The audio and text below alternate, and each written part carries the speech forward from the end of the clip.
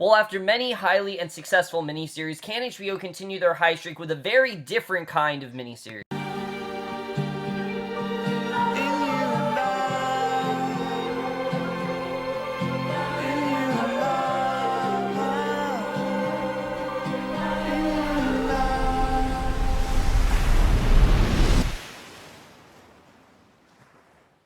Hey guys, it's Cameron for the series premiere of the new HBO miniseries, Big Little Lies. This is episode 1, Somebody's Dead, and I'm not gonna lie to you guys, usually going to an HBO show, I'm very confident that it's gonna be a very good show, because HBO has been on such a high streak lately. I mean, they've gone from, ever since Game of Thrones Season 6, they've just had this consistent high where they've been making great shows. But I'm not gonna lie, I was honestly kind of worried about this show. Not because of the talent, definitely not the talent. I mean, it definitely seemed like the show had the talent, but we've seen many shows before where you have a great cast and it doesn't really live up to expectations. Because this is not the sort of show HBO does before. When they are definitely known for their miniseries, which I think HBO really is the place to do miniseries right now, or these like limited series type of shows. But their shows usually consist of like crime dramas or, something epic in vein of Game of Thrones or Westworld. They're not usually known for these kind of shows. So this was for the first time going to an HBO show in a while that I was quite skeptical. And I have to say that coming out of it, this really surprised me. I really did enjoy this first episode overall. I thought this was very well done.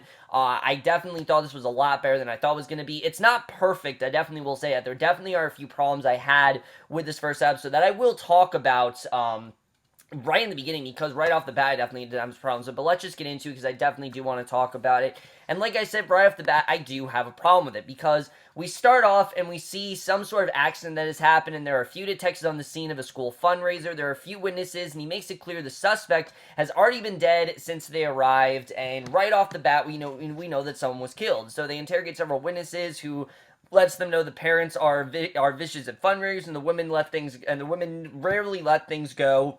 But it all goes back to the incident on orientation day, and the root of it was Madeline McKenzie, who we then cut to that day, and we meet Madeline, who's in the car telling her daughter, Chloe, she has nothing to be nervous about. Her sister loved going there, and she will, and in fact, she should be excited because this is the first day of the rest of her life, and she almost crashes into this other car, and immediately we see how much of a protective parental figure, Madeline really is. I mean, she treats almost every person she runs into, like she's their parent. She yells this woman in the other car for texting and driving, but they don't hear. She soon realizes that her older daughter Abigail's in the car, and she tells her she was supposed to be on the bus, and Abby says that she picked her up, and Madeline says she knows how she feels about her driving with texters, which to her is worse than drinking and driving, and tells her to get out of the car, and Abby says she won't do that when there are 3 blocks from the school, and Madeline says if she catches her driving and texting again, she will find the girl's mother and throw the phone at her, and then on her way back to the car, she ends up falling. So this essentially sets up the main plot of the show, which is basically how we set up, what essentially ends up happening. Because back in the present, we hear a man say that's possible if she had not fallen, no one would have gotten killed, and we then meet Jane Chapman, who she's another mother taking her son, Ziggy, to school, and she notices Madeline's fallen, is about to just continue driving, but Ziggy says they should see if she's okay, so Jane goes back and gets out of the car and goes to help her, and Madeline says she thinks she rolled her ankle, and Jane tells her to put some ice on it, and these two get quite close just in these first few minutes. They're already getting quite close. Madeline says she has to get her daughter to school since it's orientation day, and the other school, Otter Bay, is terrible about tardiness, and Jane says they're going to the same place, and her school is about to start, and she introduced her to her daughter. Madeline asks if she's new to Monterey, and Jane says they just moved a few weeks ago, and they introduced each other. Madeline says she has a nose for nice people, and the witnesses correct her in saying that Madeline really is a nose for everyone else's business, and Jane then drives Madeline and Chloe, and Madeline says she's a stay-at-home mom herself, so she's happy to welcome another full-time mom to the ranks, and she sometimes feels that it's them against everyone else. The career mommies, them and their various board meetings, they're so important, Google this, Yahoo that, and she thinks that she spends more at those board meetings than they actually do parenting. She feels that they really don't do a ton of parenting because they're constantly working, that they just don't have time to parent, and she does. This is clearly a mom that's devoted herself full-time to parenting. And Jane says she actually has a part-time job. Madeline says that she does too, but it doesn't really count the over and under in this town. It's about 20K, and she works in community theater 20 hours a week, so she's definitely an under. And Jane is a bookkeeper, so she's also an under, and you can see a lot of similarities between Jane and Madeline, and I really like the way they set that up. But Chloe says when she grows up, she's going to run a massive label. She has Ziggy if he has plans, and already is kind of following after Mother and just how interested she is in his life. And Jane says he's a little bit nervous. Madeline says he's walking with Chloe, which is just like walking in with the golden tickets. And back in the present, we then see a woman give a press conference saying that an autopsy is still being conducted to ascertain the exact cause of death, but they can confirm the victim suffered a broken pelvis and a fracture at the base of the skull. And we then get introduced to Celeste Wright, and she tells her son, Max and Josh, to put the toy guns down. Her husband, Perry, comes out and stops them, and she tells them that they have to go. And they really set up this quite well, because Celeste and Perry seem like they're a perfect couple. You know, it seems like her and Perry, they're constantly making out, which the witnesses are kind of disgusted by. But we learn a lot more about these two a little later on, but they assume she must be pretty needy in the bedroom. So Jane and Madeline get their kids to school. Madeline sees another mother named Gabby who compliments her, and she warns her that she's a real gossip, and they just don't really like her because, you know, she's constantly gossiping. And a father then goes up to her, asks if she's seen his son Justin. She says he whooshed past there, and she asks if she is doing the wine tasting next week at her house, and he says he'll send her an email about it. So Jane says she doesn't know where Ziggy went, and immediately you can tell Jane is just doing whatever she can to tell Jane, you know, this, I mean, Madeline's doing whatever she can to tell Jane this is who we like, this is who we don't like, and she's very well, you know, known in this community. Like, she definitely has been within this community for a very long time, and that's something that Jane really does not fit into, but Madeline's kind of already getting her into. So Jane then says she doesn't know where Ziggy went, and Madeline assures her that he's with Chloe, and she then sees another mother, Renata Klein, who, if you thought that Madeline was somewhat a bad mother, that's nothing compared to that of Renata, because Renata is as nosy, as overprotective, as bitchy as a mother can possibly get, and she introduced her to Jane, and introduces Jane to her daughter, Amabella, not even Annabella, Amabella, and her and Madeline catch up on each other's summers. She then sees Celeste and asks when she got to town. Celeste says it was late last night. Madeline is surprised that she didn't even call her, and she asks how she got more beautiful. And another couple then sees Celeste, and the wife, Bonnie Carlson, tells her husband Nathan that she's there. He looks excited, and Celeste is happy that Madeline is wearing the dress that she bought her, and Madeline says she has a lot of new things. She tells her how they met, and Celeste says she can't believe that their kids are in first grade. Madeline tells her to take a lot of pictures, and Nathan and Bonnie then go to her. She introduces them to Jane and their daughter Sky. Bonnie says they were thinking about getting Sky and Chloe together for a play date since they're half sisters and almost never see each other, and it turns out that Nathan actually is Madeline's ex-husband, and Bonnie, of course, is his, you know, married wife. So Bonnie says that Abigail is Chloe's half-sister, and Madeline says to just have Nathan call her, and Nathan asks if he can talk to her for a second. He asks her if she's okay with swapping the weekend so Abby can come with them this Friday since they're going to Bonnie's mom's house up in Camarillo, and Abby doesn't want to miss it, and her and Bonnie's mom have a special connection, and Madeline agrees to that. So the woman who's giving a press conference says they're looking at all angles, and no one has been ruled out, and they're using the word murder. So Celeste then watches as Madeline talks to Jane about Nathan, who's shocked to see her at orientation since he was really never there for Abby's first day, and Bonnie is his new wife, and she's so perfect that she sometimes just wants to punch her in the face. And Celeste then goes to them, and Madeline assures her that she'll love Jane, and they go outside in a restaurant to eat. They all order coffee, and Madeline lets Jane know that the only reason anyone moves there is for the education, since it's basically private school at a public school price, and she says she's gonna love it and asks if she surfs or a husband, and Jane says she doesn't have a husband or a partner that interests her, and Madeline asks about Ziggy's dad, and Jane says that he's currently not in the picture, but actually never was. And this is something that is very interesting. Even at the end of this episode, we don't know much about Jane's relationships. You know, we don't know how Ziggy's, you know, came to be or anything like that, but it definitely seems like Jane has this haunted past that we don't know much about, and the episode very well sets it up. But Celeste then asks where she moved from. Jane says it was just Santa Cruz. She was up there with her parents, and Madeline lets Celeste know about Jane's part-time bookkeeping, and she says she works at the theater, and whenever they go into production, they hire a freelance account, so they'll ask if they have anything in mind for her, because now Jane needs a line of work, and, you know, clearly Madeline wants to work with her, and you can just tell that Madeline is doing whatever she can to get close to Jane. It's honestly kind of creepy to think about, but we definitely get into more of a reason as to why that is a little bit later on. So Jane then starts to feel a bit anxiety-ridden, which is understandable. She's with all these people she never knew, and she misses them when she's in a new space. She starts to get the sensation, like if only she was there, and Madeline says she is. Jane says she knows, but it's like she's on the outside looking in, or like she sees this life at this moment, and that's understandable. I mean, Jane is completely an outsider here. She doesn't fit in with these moms. She doesn't know how these moms are. She doesn't know any of these people, and she looks at Celeste and says she's beautiful, and so is Madeline, and that's just right, and for some reason, that makes her feel wrong. It's crazy. And Madeline assures her it's not, despite the fact she has no idea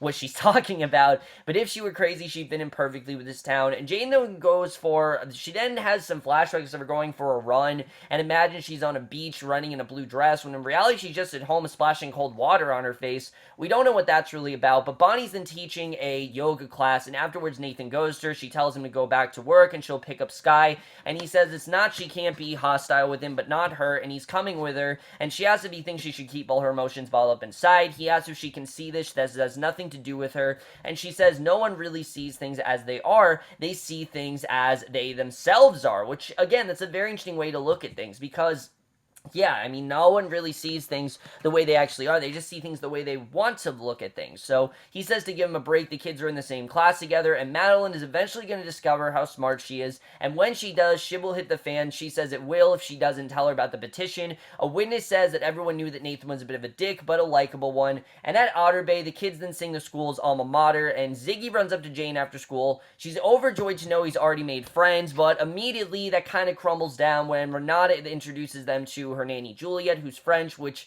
Renata thinks is good for them to learn. She thinks that Jane is actually a nanny, but Madeline points out quickly that Jane's not that. She just happens to be much more lower class, and she's just new. She's not rich like all of them. She's just a normal girl, and that's something that Renata is clearly not able to comprehend. I mean, Renata clearly thinks that every single in order to be a mom, you have to be, like, stuck-up rich, which, Jane obviously isn't. So Madeline makes it clear Jane's not a nanny, and Bonnie goes to Madeline, talks to her about the petition, about the play, since there's been some concerns about it being appropriate. So now we know what the petition's really all about, and Madeline's shocked to learn there is a petition to stop the play. I mean, you get the sense something that she really does care about, and we get more into the play a little bit later on, but then we get to probably one of the biggest scenes this episode, definitely one of the harder scenes to watch here, where basically, we see a witness lets the interrogator know this was a kind of a lifeline for Madeline, tethered her to a purpose, and Bonnie lets Madeline know that she signed it, and she didn't know she was involved. Chloe finally goes to Madeline, and the teacher, Mrs. Barnes, lets them know they have a wonderful morning, but they need to chat because someone hurt Amabella, and she would like whoever it was to come over and apologize because they don't hurt their friends at school, and if they do, they always say sorry. So Mrs. Barnes then asks Amabella if she thinks it was an accident, and probably this wasn't the best way to handle the situation. A lot of people did say that, but I got the sense that Renata was the one who instigated. Like, Renata genuinely wanted Mrs. Barnes to make this a public thing. She does whatever she can to make her daughter look good, and that's clearly something that Renata's obsessed with. So Renata says to look in her neck, it's got marks on it, and Mrs. Barnes asks if it was a boy or a girl. She says it was a boy. Renata asks for his name, and Mrs. Barnes lets Renata know the children don't know each other's names yet, so she cannot tell her who's responsible, and Renata says they're just not going to let this go, and the teacher says that she will most certainly not, and both Sky and Chloe look concerned, but Mrs. Barnes asks her to point to the boy who did it, and she points to Ziggy, apparently is the one who did it, and she says that he tried to choke her, but Ziggy makes it clear that it wasn't him. He tries to do whatever he can to say it wasn't him, and Jane does believe him and isn't listening to Renata, and basically Jane asks Amabella if she's sure it was him. Renata asks for an apology, and Jane makes it clear to Renata that her son doesn't lie, and if he says he didn't do it, she does believe him. So Mrs. Barnes says she doesn't know if this is the best way to deal with this, and Renata agrees, but now they are, so maybe he should take responsibility for his action. He needs to see that there are consequences, and little boys don't get to go around anymore hurting little girls, and none of them want to raise bullies, and she asks Jane to just make him apologize. Jane says she can't make him apologize for something he didn't do because she knows that he didn't do it, and Mrs. Barnes says that they can schedule a meeting for another time, and they will handle this later, and this really sets up the big, animosity between Renata and pretty much all the other characters. I mean, this definitely tells you Renata is going to be a villain. Renata has personal beef against Jane now, and this is really going to set up what ends up happening much later on.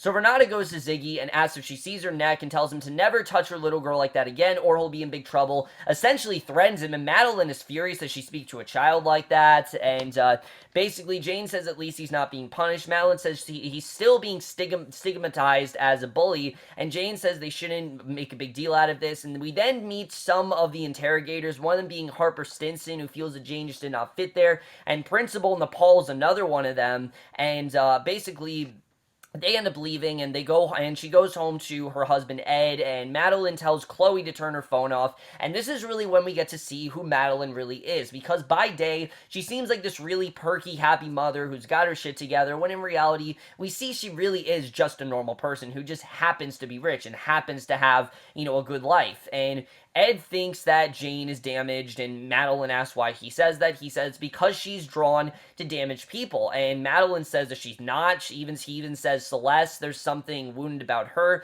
that gets him, and she says she didn't ask and she's not drawn to damaged people, but she does like to help people in need, and that's not a character flaw. That's just something she genuinely likes to do. It's not really a character flaw, and she says she just thinks to be accused of something horrible on the very first day, and she can't imagine anything worse. And Abby says being choked, and Madeline says the bruises heal, but stigmas last a lifetime.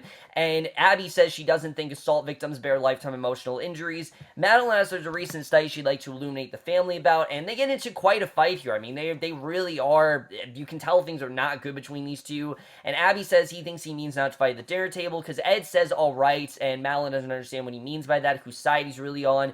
Madeline says she didn't realize they were fighting. Abby says that they were about to. She says she probably read some study on women assault victims, and she would have responded with no. She learned it in her self-defense class and wellness class taught by Bonnie, who by the very mention of her name makes her eyes twitch. So Ed said that all right to head it off, and she tells Abby about Bonnie signing a petition to stop their production of Avenue Q. We find out is actually the production she wants to do. And which, yes, does have puppets dropping foul language, but to Madeline, she doesn't see it that way. She doesn't see it as a foul play that involves puppets just saying bad words and engaging in sexual acts. She sees it as the struggles of young adults who are being disillusioned with life, feeling demoralized and defrauded by the false promises of tomorrow, which that is a very good way to look at it, and that is the way I look at it, too. I don't see Avenue Q as just some silly show. I see it as a very well-done story on, on college students and what ends up happening to them and the false promises that they have. And Abby says she can get all that here. Madeline walks outside in a huff, and because obviously she hasn't gone through to anyone. So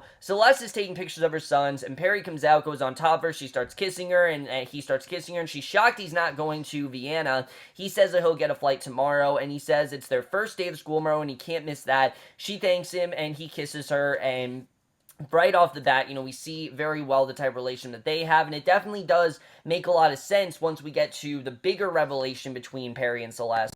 So Ed then comes out to Madeline, obviously seeing that she's upset, and she's fed up with Abby's behavior since last week. She peeled potatoes at homeless shelter, and she couldn't stop talking about what a beautiful experience it was. And it seems that when she's with Bonnie, she's a positive influence, and Ed does note that, and she asks if she'd rather Abby be out with her friends smoking pot. She says she just feels like they're both slipping away. Even Chloe, who marched into school like a woman child and never turned away and acted like she was on her own. And she feels like they're going to grow up, and they're going to be gone, and it'll just be them, and they're going to move on to another chapter in their life. And he has a business, but she doesn't really know what she has. She's a mom full time, and she doesn't know what else her life is besides that. This is her universe, and currently that universe is in meltdown, and Ed assures her that she'll never lose them. She should know that, and she says that she just thought maybe one day Nathan will get his due, and for some reason Abby would love her more since he hasn't paid in the slightest for any of it. He's never paid attention, and now he's got Bonnie, and she's younger and sexier and pretty, and maybe, and probably gives mint-flavored organic blowjobs, and Abby likes to hang out with them and be buddies, and he got it all. He won,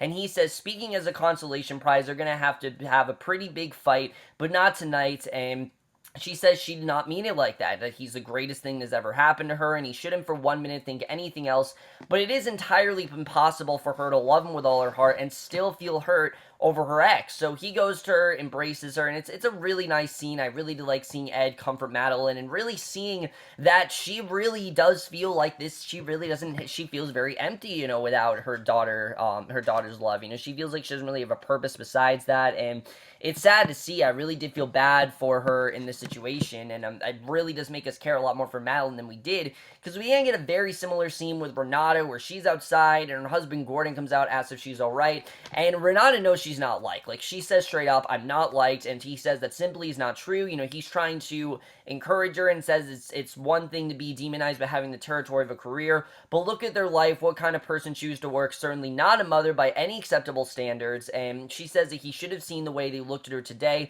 and on the one morning she chose not to go to the office and join her daughter for orientation, and then defend her when she's physically assaulted, and yes, she reacted humanly like any mother would. This is the one time she got to be with her daughter, and she didn't go to her work, and then she's met with utter contempt, and he says he's sure there are women who would utterly resent her since she's beautiful, hugely successful, financially independent on the school committee, the board, the aquarium, and he says to make matters even worse, she's beyond sexy. He kisses her, and he says all women want to be the envy of their friends, but God forbid they garner too much of it, and she walks off, not willing to really take criticism. You can tell she really does not want to take criticism from him. She already knows how she feels about herself, and I thought that was definitely interesting to see, the way she really did not listen to him. So Jane's on the phone with her mom, tells that Renata was awful, but the girls seem fine, and the woman and her mom asks what's going to happen. Jane says she doesn't know. The teacher said that she just let it go and move forward, so that's what they're going to do, and her mom says she doesn't understand why she chose to move. They're all alone, and Jane says that she has friends, and her mom says that people need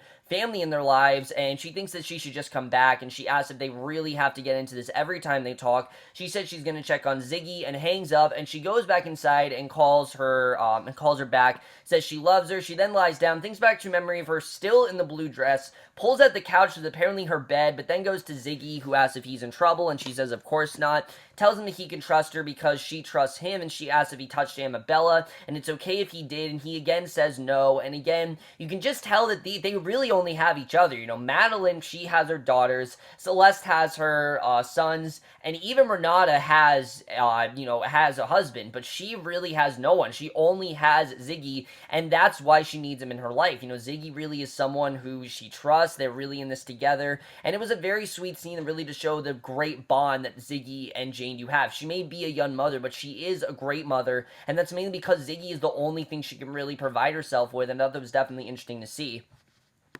So Madeline then goes to Abby, and we get this great scene where she tells they need to talk about the SAT tutor. She knows what she's going to say, but her scores just aren't good enough right now. And Abby says the whole college thing is just kind of a racket, especially liberal arts. People go off and study homework for a few years. They graduate with a ton of debt and no job prospect. And yeah, she's right. I'm kind of in that stage right now, where I'm going to college and, trying to figure out what I want to do in my life. And that's something that a lot of people do. They go to college not because they have any idea of what they want to do career-wise, but because they basically feel it's the right thing to do, and also because they want to go there, they want to move on. And Madeline says she's going to college, and Abby says that Ed didn't go and he's doing all right. Bonnie didn't go either, and Nathan never went. And Madeline says to not leave Bonnie out of this, just run it over what happiness with no college degree at all. Abby says she's sorry, she hates Bonnie, and that she's unable to, and Madeline says she doesn't hate her, and this isn't about Nathan or Bonnie, it's about her and her future. And Abby says the metric of success is not always monetary or career related. It could be much more holistic equation, and Madeline says she's not going to pretend to be the person in her life who knows the most about the holistic wonder of the world. What she does know is when it all comes down to it, she has to be independent, and she has to be self-sufficient, and she was a very young mother when she had her, because even the best laid plans of her life go poof in her face, and in that case, she needs to be strong and independent and educated and a strong woman. And Abby says she said strong twice. She's kind of reminding her of a space alien right now, and it's a very sad scene because Madeline does try to comfort her, but Abby pushes her away, and Madeline really is realizing that she kind of is losing her daughter. Not that her daughter doesn't love her, but that she is kind of losing control of her, and that is kind of sad to see. So Perry's reading to the twins, Celeste does dishes, and he goes up to her later that night and sees the picture she took of the twins, asks her about the little girl getting hurt today, and Celeste tells him about it, and he says to be safe, they should tell Josh and Max to keep their distance from him, and he's being very aggressive about it. Like, he feels that Josh and Max should just not associate with Ziggy, and that they should basically treat Ziggy like he's a serial killer, like he's a psychopath, which he, at least to our knowledge, we don't think he is, and tries to tell me he's just a little boy and things like that. But he literally grabs her, like, he grabs her violently and says the boys will stay away from her, and, Celeste tells him to back off, and it's a very powerful scene. We can tell now that's why those two are so affectionate. It's probably because he doesn't care if they make out in public. He is so controlling of her. He is very abusive towards her emotionally and physically, and it's a very sad revelation, but it really does get us to care more about Celeste. It puts us more in her situation. I'm interested in seeing really where that's going to go. with, Perry and Celeste, especially because we know there's a death here, and I very well think that Celeste could very well be involved with that. We'll get into that, but Madeline's practicing music for Avenue Q, and I loved hearing her play What Do You Do With a BA in English. I'm not gonna lie, I didn't know the song she was playing, but Abby asks if that's from her puppet show. Madeline says it's way more than that. Abby says the play means a lot to her, and she says she'll tell Brian to start a new petition in favor, and she asks if she's okay. Madeline says she's not dying. What would make her ask that? And Abby says she seemed a little wobbly and wonders if she's having another one of her massive periods. And Madeline says no. And Madeline says that what people don't tell her is that they lose their children. As beautiful and wonderful as she is now, the little girl whose curly hair she used to tangle, the one who had bad dreams when crawling into her bed, she's gone. And Madeline has to accept that. And she says that's why, feeling a bit compounded by the fact that her little sister's going to first grade, she's losing him. And though both, it's been clinically compared to a massive period, and Abby says she'll always be her baby. It's a very nice scene. I really did like that. Bonnie's a friend, maybe even a best friend sometimes, but she's her daughter, and she's her mother, and she goes to her, and she tells her not to cry. Madeline says she's sorry, and she asks if he can still call her by an embarrassing nickname, and Abby says she can only when they're not in public, and Madeline sees that Chloe's up, tells her to go back to bed. Chloe starts playing the piano. Madeline says she loves that song, asks if she wants to play it together, and it's a very nice scene. I really did like seeing that even though Abby is very much not as close with Madeline, she does still care about her. She does still treat her like she's her mother, and I really love seeing that. So the woman in the present who's been saying basically all this stuff about the homicide and, giving the press conference, we see her and she goes into this room where she starts smoking and Renata is drinking by herself. Celeste looks at Perry and the woman says she does believe they have spoken to the person or persons involved. Jane wakes up in the middle of the night and sees Ziggy beside her, tells him he's sleepwalking again. The woman then goes into her office, oversees the interrogations take place. She smokes and then drives out, and Jane then puts something under her pillow as Madeline's getting ready for some sort of date with Ed. She turns off the light, and we end on the beach as the tide rushes over, and that is the way the episode ends. Really great stuff overall, but let's just get into this episode and where I think we're really going to go from here. So overall, guys, as I said, I was very surprised by this premiere. I really was not expecting much from this because of how different it is from other HBO shows. But when it really comes down to the thing that makes the shows is the acting. That really is what makes this show so great. And if it hadn't been for the acting, I don't think the show would be nearly as good as it was. Which, let's just jump into this cast, because what an incredible cast we have here. I mean, the performances all across the map are fantastic. There's really not a single person in here that I don't think was well cast. I think everyone really did do a great job. But let's first talk about Reese Witherspoon as this character of Madeline, who I absolutely love in this role, because it really should be no surprise that Reese Witherspoon is playing this role. I mean, she's played roles like this throughout her entire career, going all the way back to Tracy Flick or Elle Woods. I mean, this is essentially those two characters grown up, and I really do love that about Madeline McKenzie. And at first glance, you think she's going to be the antagonist of the show. They make you think that she really is this very, needy girl, when we realize that that's really not who she is at all. She's a lot more than that. She is self-sufficient, and she basically has driven her entire life as a mom, and she doesn't know what her life is besides that. It's a very interesting conflict to go through, and I really think she did a great job with that. By the end of the episode, I really was caring for her the most. I can't wait to see where Madeline's going to go as a character, and especially her coming to terms, realizing that she is kind of losing control of her daughters, and it's not because of that, it's because she doesn't know what her life is besides being a mother. She's devoted her entire life to that, and it's very sad to see. I really am interested in seeing where her character is going to go. I really did love her in this first episode. She did an incredible job. She was very funny, but you also really did sympathize with her. I think Reese Witherspoon, she hasn't really had a big role in a while. I think her last big role was in Wild, and I didn't really like her in that, but I really did love her in this. I thought she was incredible here. I think she really did steal the show from everyone, and she by far is definitely the best out of all the performances on the show. And while Reese Witherspoon was great, the rest of the cast also put up great performances. Nicole Kidman I really did like as this character of Celeste, because just like Madeline, she seemed like a character we're not really gonna like. She's very wealthy, she's very affectionate with her husband. People find it gross. She has a much younger husband. She's a photographer, things like that. But she's also a damaged woman. She's going through a very rough time, going through this relationship that she clearly does not want to get out of. But again, I think it's because she doesn't really know what else her life entails. Now, we don't know as much about Celeste as we do with Madeline and Jane, but I really did like her in this. Thought she did a very good job, and I can't wait to see where she's going to go. And then Shailene Woodley, I loved as this character of Jane Chapman. Shailene Woodley is no stranger to TV series. After all, she did start on TV series. I never watched the show she was on because I have no interest in it, but she really is a fantastic actress. I really did love seeing her in this show, and her character of Jane Chapman, I really did find to be not relatable, I would say, but she really does feel like the normal girl in the show. And I've heard people say before that the thing about Shailene Woodley that's so great is she has this normalcy to her, and that's very much true. Shailene Woodley does not look like a celebrity. She looks like a normal girl. She just looks like a very girl next door kind of girl, and that's exactly what Jane is here, but there clearly is a lot that Jane does have secrets about. What happened to, Ziggy's father? Where's Ziggy's father? What's going on with her in that blue dress? What are all these fantasies she keeps having about? She clearly does not feel, like she belongs in this world, because she really doesn't. She's not rich. She's not obnoxious. She's not stuck up. She's not someone who's gone through these sort of situations before, and that's something I'm definitely interested in getting into with her character. I really love Shailene Woodley in this. She was fantastic, and I can't wait to see where she's going to go as well. She really was great here.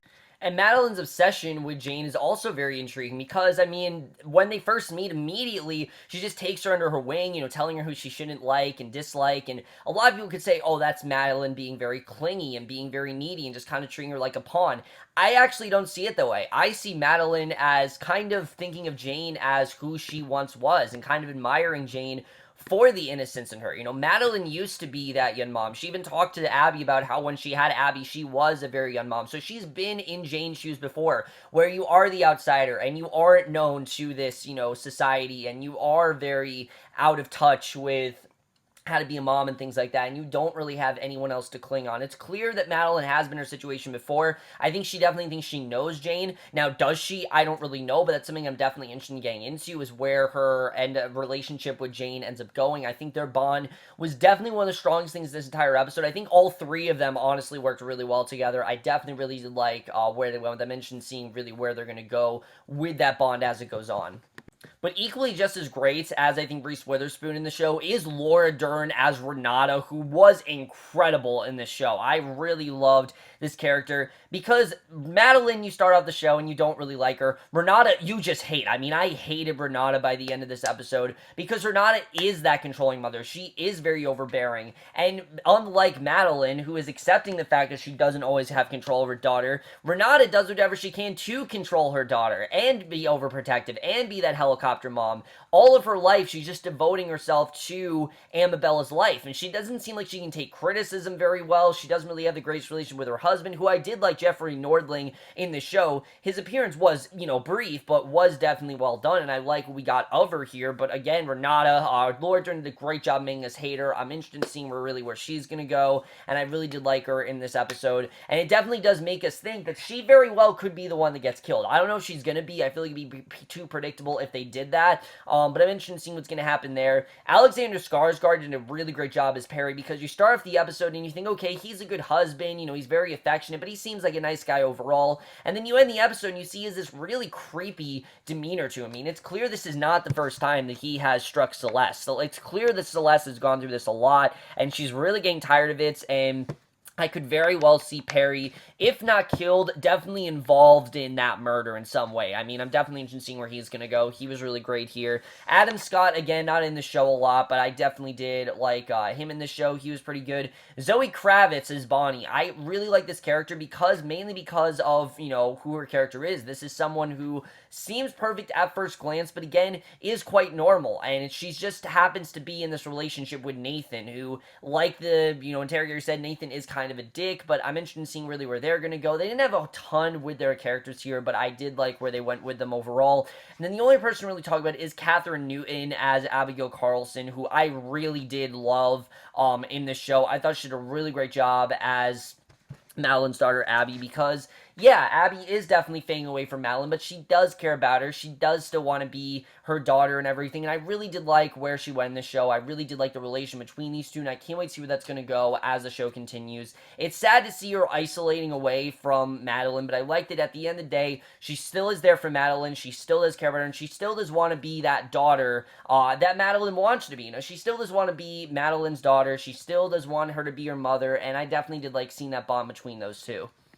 So overall, I thought the acting was very good here, and when it comes down to everything else, if the acting was not as good, I don't think the show would be nearly as good as it really is, because the directing here, I think, is quite good, but the tone is kind of jarring at times. I mean, the humor, it's kind of unclear when exactly the show is supposed to be funny and when it's supposed to be serious. There definitely were moments where I was laughing, I'm not gonna lie. I definitely did find moments that were quite funny, but the comedy aspect right now just isn't exactly working. Like, it definitely is very dark humor, and it's working for some way, but not exactly working for some things. What worked most for me here with the directing was the characters overall. I thought the characters were very well written. I like where they went in these characters, and it was surprisingly a lot more deep than I thought it was going to be. I thought these characters were going to be very just one-note, stock characters, and that's not really what they were. The show really does get into what it means to be a mother, and really what it means to have the relation with a child, and how that really does impact your entire life, and, you know, especially for stay-at-home moms and things like that. It's something that I definitely, really did love they portrayed here, because, you know, a lot of people don't know what they really go through. And I thought it was interesting to see the way the show really did touch upon that. I thought it was definitely very well done. The writing is a bit clunky, though. I definitely will say the writing is a bit clunky. Not in terms of where they went with the characters, which I really did love seeing how Madeline and Celeste and, you know, at first glance are these stuck-up moms, but deep down, they really are a lot more human than that, and I definitely did like seeing the way they did that. It's more the interrogation part of the show that to me feels very, very unnecessary. I feel the interrogation is very on the nose, in the sense where they're literally telling you everything they want you to know about these characters. You know, they're not trying to get you to feel any way. They're telling you how you should feel about them. And I get that all of these interrogations aren't exactly accurate, and these are just from their perspectives, but the interrogations for me just felt very unnecessary. I feel they could have been a lot more sporadic, and we really didn't need them as much as we got throughout the episode. It always threw me off, and it was very brief too. Like, someone would just say something, then would cut back to the past, and it just felt very weird the way that was done. I don't know why they decided to go in that direction. In my opinion, it could have been a lot more, it didn't need to be as consistent as it was. They could have been a little bit more, you know, it could have been a little bit less. I just didn't really need what was, you know, all the interrogations and whatnot. I just felt it was a little bit too much. But other than that, I really did like the writing here. I thought the writing definitely was very well done. Even though the characters, you know, we don't know a ton about them, there still are 6 episodes, and I'm glad the show's a miniseries, because I don't know how it could last, you know, more than one season, so I'm happy to see that.